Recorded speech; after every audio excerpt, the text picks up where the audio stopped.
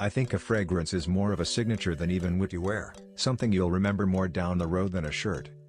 Acting has given me a way to channel my angst.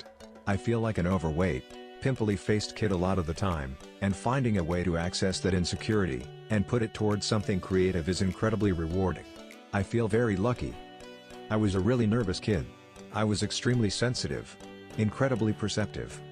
I never took acting classes, but I knew I could do it based on the skill with which I lied to my parents on a regular basis. I'll say this, the media wasn't invited to my marriage, and they're definitely not invited into the divorce.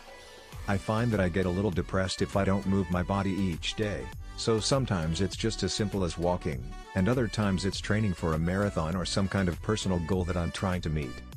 I've had an alarming amount of concussions. I grew up in Vancouver, British Columbia. Marathon running, for me, was the most controlled test of mettle that I could ever think of.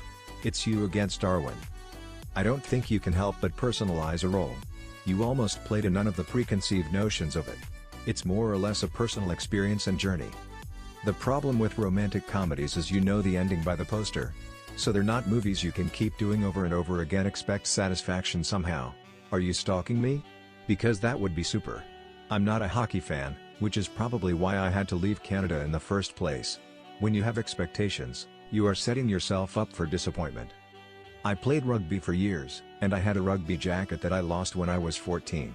Somehow, my brother found it in storage 15 years later, and he gave it back to me for my 30th birthday.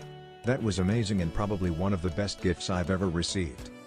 I just like to look beautiful sometimes. I think every relationship is going to go through a few rough patches. Those are what make it stronger, I think.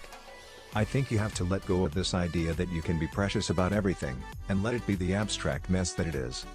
I feared disappointing my father more than anything in the world. I just love bikes. It's not the safest passion to have, but I guess it's better than Russian roulette. Any kind of crisis can be good. It wakes you up.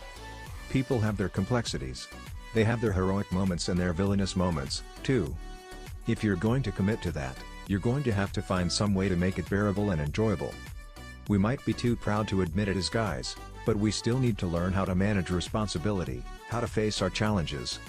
I firmly believe that you can't manufacture chemistry with anyone, let alone a kid.